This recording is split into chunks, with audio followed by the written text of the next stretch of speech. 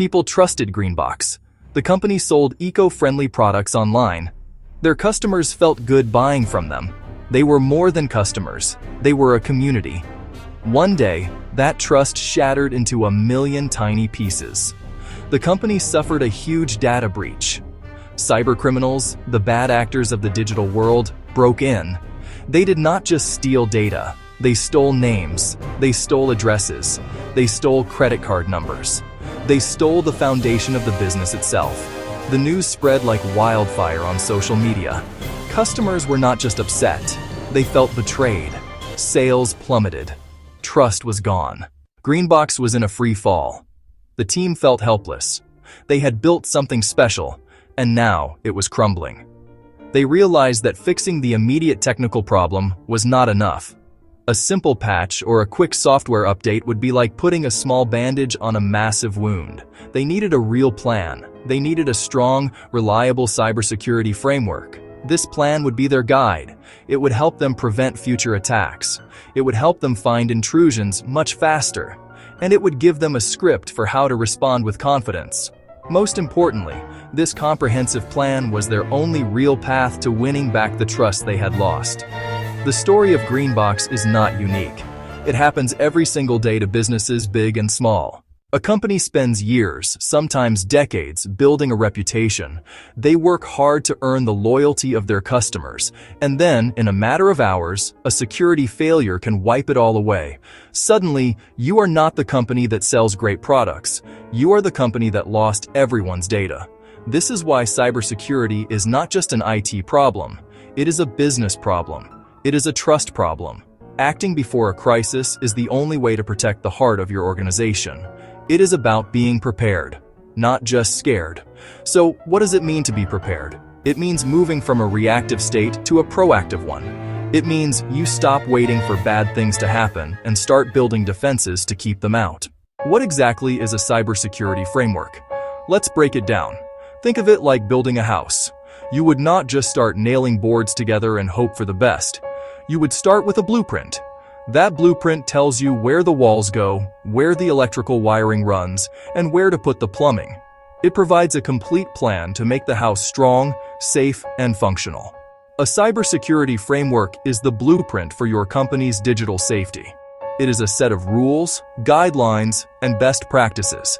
It tells you exactly what to do to protect your information, your systems, and your customers. It is a structured approach to managing risk. A framework is not a single piece of software you can buy and install. That would be too easy. Instead, it is a comprehensive strategy that involves a mix of different elements. It includes technology, like firewalls and antivirus tools. It includes policies, which are the rules your team must follow. And most importantly, it includes people. A good framework ensures that everyone in the company, from the CEO to the newest intern, understands their role in keeping the organization secure. The best frameworks are designed to be clear and easy to follow. They can be adapted to fit a small business with 5 employees or a large corporation with thousands. A strong framework is typically built around 5 core functions. These functions work together like a team of superheroes, each with a special power. They are prevention, detection, response, recovery, and governance. Prevention is the first and most important line of defense. Its goal is simple: stop cyber attacks before they can cause any damage. This is where you build your digital walls high and strong. It often involves simple, common-sense actions that have a massive impact on your overall security. The first step is enforcing strong, unique passwords for every account. Reusing the same password across multiple services is like giving a thief one key that unlocks your house, your car, your office. It is a risk you just cannot afford to take. Password managers can help make this process much easier for everyone on your team. Next, you must turn on multi-factor authentication, or MFA, wherever possible. MFA is a game changer. It adds a second layer of security to the login process. Even if a criminal steals your password, they still will not be able to get in without that second piece of information, which is usually a code sent to your phone. It is like having a bouncer at the door who checks for a password and then asks for a secret handshake. Another critical part of prevention is keeping all your software and systems up to date. Those annoying update notifications are not just there to interrupt your work. They often contain vital security patches that fix vulnerabilities discovered by developers. Limiting access is another powerful prevention tactic. This is known as the principle of least privilege. It means that each person in your company should only have access to the information and systems they absolutely need to do their job.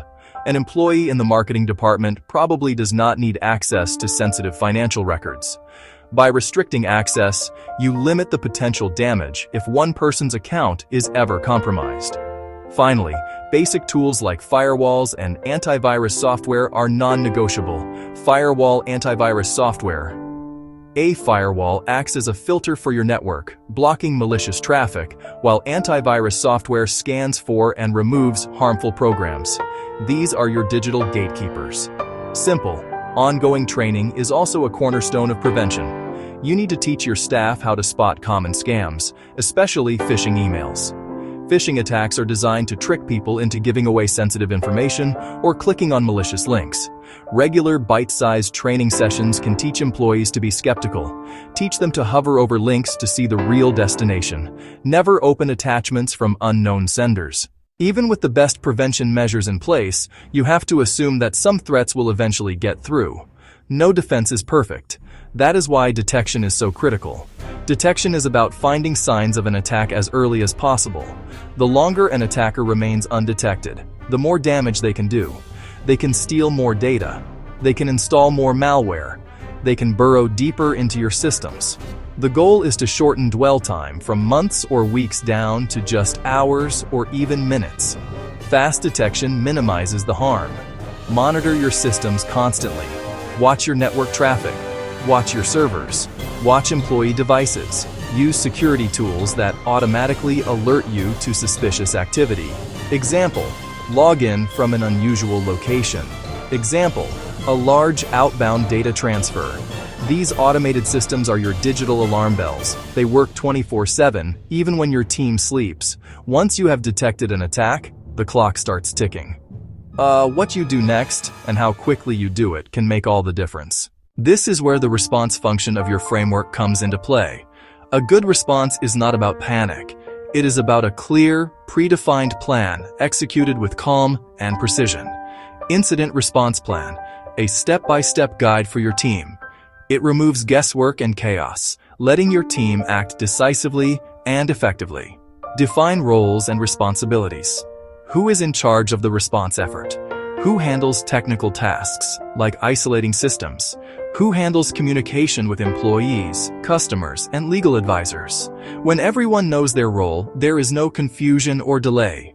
Include specific technical steps to contain the threat. Disable a compromised user account. The goal? Stop the bleeding fast. Protecting data and evidence is crucial. Preserve evidence of the intrusion. Evidence helps you understand how attackers got in, and it is necessary for legal or regulatory follow-up. Do not just wipe an infected machine clean. Follow forensic procedures. Make a copy for later analysis. Your response plan should spell out these procedures. Practice is one of the most effective ways to ensure a smooth response. You would not send firefighters to a real blaze without drills. The same applies to your incident response team. Hold regular drills. Run tabletop exercises that simulate a cyber attack. These drills help you walk through the plan. They reveal gaps or weaknesses. They build muscle memory to act with speed and confidence. A well-practiced team is a calm team. A calm team makes better decisions under pressure. After an attack has been contained, the hard work of recovery begins. Recovery is getting your business back on its feet and rebuilding the trust you may have lost. A swift recovery process can turn a negative event into an opportunity. An honest recovery process can turn a negative event into an opportunity. A thorough recovery process can turn a negative event into an opportunity. It is your chance to rise from the ashes stronger than before. First technical step, restore your systems. and restore your data from clean backups. That is why reliable, regularly tested backups are critical. Restore operations to a known good state from before the attack. Once systems are back online, thoroughly scan them. Ensure there are no hidden backdoors. Ensure there are no lingering threats left behind. Patch the specific vulnerability attackers exploited. Closing that door prevents the same trick tomorrow. Communication during recovery is paramount. Tell your customers what happened. Be honest. Be clear. Be transparent. Do not downplay or hide important details. Explain what data was affected. Explain what you have done to fix the problem. Explain what steps you are taking to prevent it again. Use simple, plain language. Avoid technical jargon that confuses people. An honest, direct message shows respect and rebuilds trust. Offer support to affected individuals when needed. If credit card numbers were stolen, if social security numbers were stolen, offer free credit monitoring services. Show you are taking responsibility and helping protect customers. A fast recovery demonstrates you care. A transparent recovery demonstrates you care. A supportive recovery demonstrates you care. It tells customers security is your top priority. The foundation for rebuilt trust. A cybersecurity framework cannot run on its own. It needs leadership, oversight, commitment to continuous improvement. This is the role of governance. Governance is the function that holds all the other parts.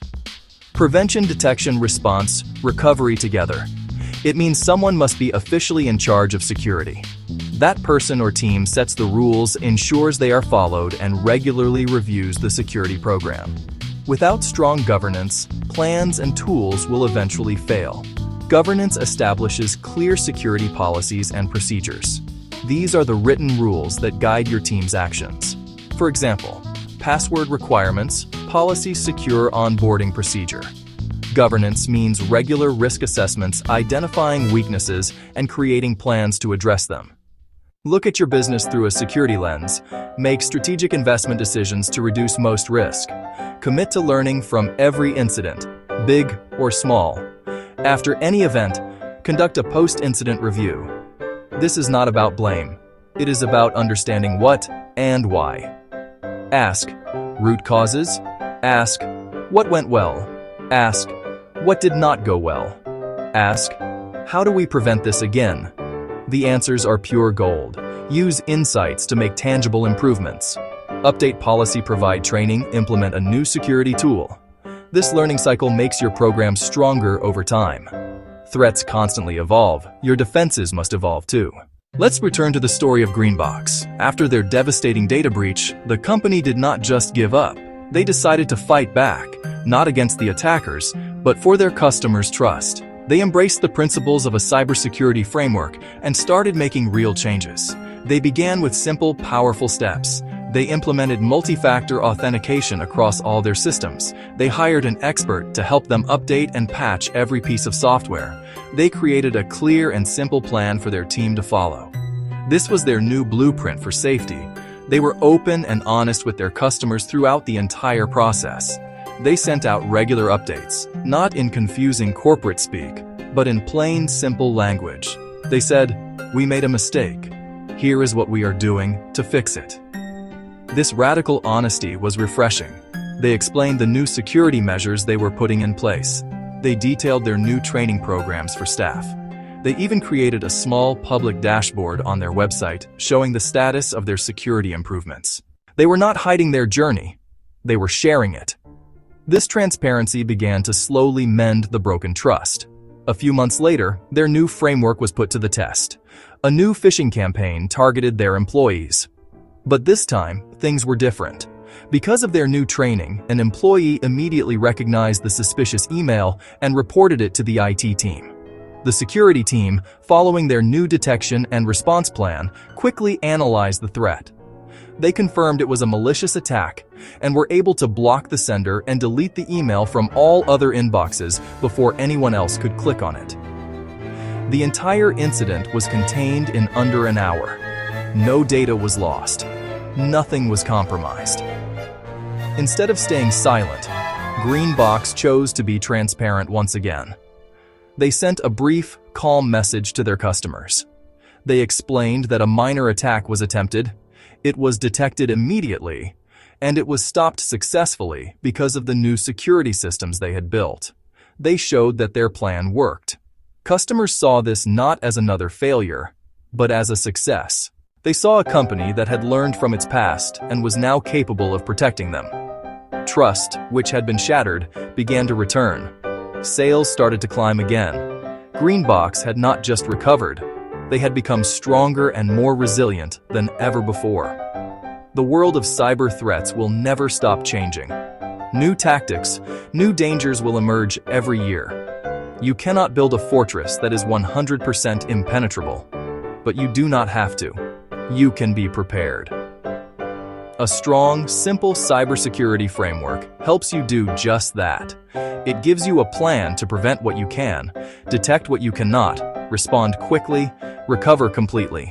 More than anything, it provides a structured way to protect your business. Protect the trust you have worked so hard to build with your customers. You can start this journey today. You do not need a massive budget or a team of experts to begin. Start with small, manageable steps that deliver the biggest security wins. Make a list and start checking things off this week. First, turn on multi-factor authentication for every important account starting with email financial services. Second, run updates on all your computer servers' mobile devices. Third, make sure you have reliable backups of your most important data. Test them to make sure they actually work. Store a copy of these backups offline, where an attacker cannot reach them. These 3 actions alone will dramatically reduce your risk. Next, focus on your people. They are your first and last line of defense. Hold a short meeting and teach them 3 core security rules.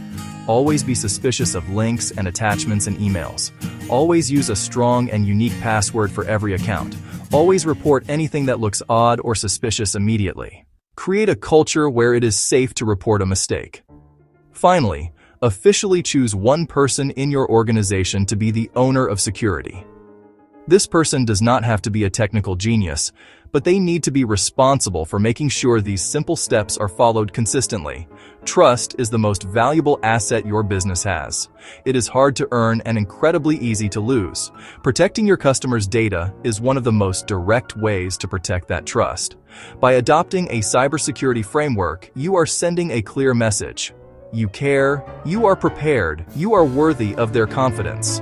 The threats of tomorrow are real, but with a plan, you can face them without fear. Do not wait for a crisis to force your hand. Your network, your reputation are in a battle with tomorrow's threats. With a framework, you can ensure that you are the one who wins. Start today.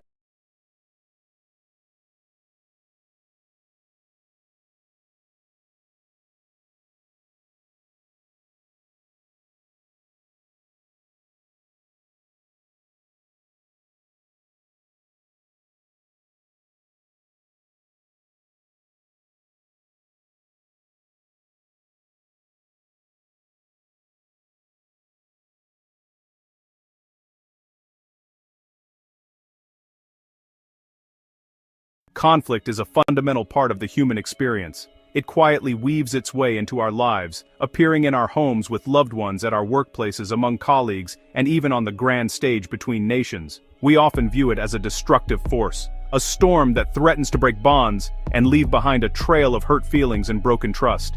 It can drain our energy, steal our time, and create walls where there once were bridges. The tension it creates can feel overwhelming, pushing us into a corner where we feel we must either fight to win or surrender in defeat.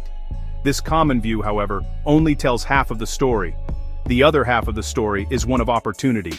Conflict, when handled with care and understanding, holds the potential for profound growth and positive change. It can act as a signal, alerting us to a problem that needs our attention, much like a fever signals an infection. When we learn to face our disagreements constructively, we can unearth deeper issues. This essay is a guide to that process. It promises to provide you with clear, simple, and effective tools to transform the heat of conflict into the warmth of collaboration and mutual respect. The journey from tension to trust does not require complex theories or years of training. It begins with a few foundational shifts in our perspective and our approach. Instead of seeing the other person as an adversary, we can learn to see them as a partner in solving a shared problem. Instead of arming ourselves for a battle, we can prepare ourselves for a conversation. The methods outlined here are designed to be accessible to everyone, everywhere. They are not magic formulas, but practical steps that can be learned and practiced, turning difficult moments into opportunities for connection and a better future together. This guide will walk you through a simple, yet powerful framework called the 10-minute peace method. It is built on 3 core ideas: listening to, truly understand, identifying the essential needs driving the conflict, and co-creating a fair plan to move forward. We will explore each of these pillars in detail, offering practical examples and simple scripts you can use immediately. The goal is to equip you with the confidence and skills to navigate disagreements not with fear, but with hope and a clear path that honors everyone involved. Okay, so yeah, let's begin. At its core, conflict is simply a perceived divergence of interests. It arises when 2 or more people believe that their wants, needs, and values are incompatible. This can manifest in countless ways: a loud, shouting argument over who should do the dishes, a quiet, simmering resentment over a missed promotion at work. The disagreement can be over tangible resources like money, time, or property, or it can be about intangibles like respect, fairness, or a sense of belonging. Often, the subject is merely the tip of the iceberg, masking deeper currents of emotion and history. The real fuel for conflict is rarely the issue itself, it's how we react to it. When we feel our needs or identity are threatened, our brain's ancient survival instincts can take over. We enter fight, flight, or freeze. In that state, empathy drops. We lash out with blame, retreat into silence, or dig into our position. Those reactions escalate things, turning a simple disagreement into a damaging battle. Unresolved conflict drains our most precious resources. It consumes mental and emotional energy, leaving us exhausted and unfocused. It wastes time that could be used for collaboration or joyful connection. Most importantly, it erodes trust, the foundation of healthy relationships. Finding a better way is a necessity for our well-being. By managing our reactions and using a new framework, we stop the damage and create positive outcomes. We build stronger bonds, make better decisions, and turn pain into growth. The single most powerful and transformative tool in any conflict is also the simplest: listening. Not just waiting for your turn to speak, but listening to truly understand. People in conflict are often desperate to feel heard and acknowledged. Undivided attention can lower the emotional temperature and create space for real conversation. It signals that you value them as a person, even if you disagree. First, stop everything else. Put down your phone, turn away from your computer, make eye contact. Give them the floor, and let them speak without interruption. Your goal is not to prepare a rebuttal or spot flaws, but to understand their world. Listen for facts, and also for feelings: fear, frustration, sadness, a sense of disrespect. After they finish, reflect back what you heard, in your own words. Summarize their main points and feelings. It sounds like you're feeling really frustrated because you believe the workload isn't being shared fairly. So, if I'm understanding you correctly, you're worried this new policy will make your job more difficult. Active listening works like a key unlocking a closed door. When people feel understood, defensiveness falls away. Imagine 2 neighbors arguing over a barking dog. If one truly listens and reflects, "I hear how upsetting it is to be woken up every night," the owner is far more likely to help solve the problem. This creates a moment of connection and a shift from adversaries to partners. Once understanding is established, look deeper. People state positions, rigid outcomes that can stalemate. "I need a 10% raise." "You can't have the car this weekend." Beneath every position lies a more fundamental need: security, respect, appreciation, autonomy. Shift from positions to needs by asking, "Can you help me understand what's most important to you about that? What would that raise help you achieve?" 2 departments fight over a travel budget. Each says, "We need the entire budget." Clash. Probe needs. One needs training for junior staff, the other needs to secure a major client. Growth and security. Now it's not one budget. It's, how do we meet both needs? Creative options appear. Perhaps online training for one. Only 2 key people travel for the other. Focusing on why behind what unlocks win-win outcomes. The final step: co-create a concrete, actionable plan. Vague commitments fail. A strong plan is specific, measurable, and realistic. Answer: who will do what, by when, and how we'll know it's working. Brainstorm options together. Sit side by side looking at the problem. Generate without judgment. Then evaluate pros and cons from both perspectives. Select options that meet core needs and are practical. For household chores, list tasks, divide fairly, write it on a fridge chart, and schedule a check-in, say, in 2 weeks. 3 simple techniques help in the heat of the moment. First, a cooling off period. When emotions run high, pause the conversation. Say, I'm feeling too upset to talk clearly. I want to solve this, but I need 20 minutes. Can we come back then? Do what calms your nervous system. Return more resourceful and open. Second, I statements. Instead of you always interrupt, say, I feel frustrated when I am interrupted while speaking. You share your reality without attacking. It invites empathy. These tools adapt from personal to professional to global contexts. At home, begin with deep listening. Validate feelings to create safety for needs like connection and appreciation. At work, anchor to shared goals. How do we resolve this to best serve the customer? Uncover needs, timeline and quality, and craft solutions honoring both. In communities and between nations, begin with communication, often with a neutral mediator, ensuring each side is heard. Shift to universal needs and find small agreements, like safe passage for humanitarian aid, to build fragile trust. It's slow, but follows the same pattern. Listen, uncover needs, build a plan step by step, starting with what's possible now. The applications differ, the human-centered principles remain the same. Return to the moment, breathe, choose curiosity, and proceed together. Common pitfalls: rushing to blame forces defensiveness and blocks collaboration. Shift to, I wonder what led them to do that. To keep dialogue open, clinging to past grievances weighs down resolution. Say, our history matters. For now, can we focus on solving this specific problem? Avoid assuming intent. Ask, when that happened I felt annoyed. Can you share what was going on for you? Don't skip follow-up. Old habits return without review. Put a specific date and time in your calendars before ending the conversation. Treat follow-up like the initial plan. It shows commitment and sustains change. Choose curiosity, stay present, explore intentions, and schedule the check-in. Small disciplined steps prevent big derailments. Conflict is an unavoidable thread in our lives. It can cause rifts and drain us, but it need not be destructive. With the right mindset and simple tools, friction becomes growth, understanding, and connection. The process rests on 3 pillars: listening to understand, uncovering needs beneath positions, and co-creating a clear, fair, actionable plan with follow-up. These are simple tools with outsized power to change dynamics. In the heat of the moment, use cooling off and I statements, your emergency brakes, to steer back to productive dialogue. Beware blame, old hurts, and assumptions. Choose curiosity and collaboration. This is a practice, not a performance. Progress, not perfection. Start small. Listen to a friend. Use an I statement with family. Be patient. With each attempt you plant a seed of peace. Over time, small efforts grow, strengthening home, workplace, and community. You hold the power to turn tension into trust. Start today. Start small. And keep practicing.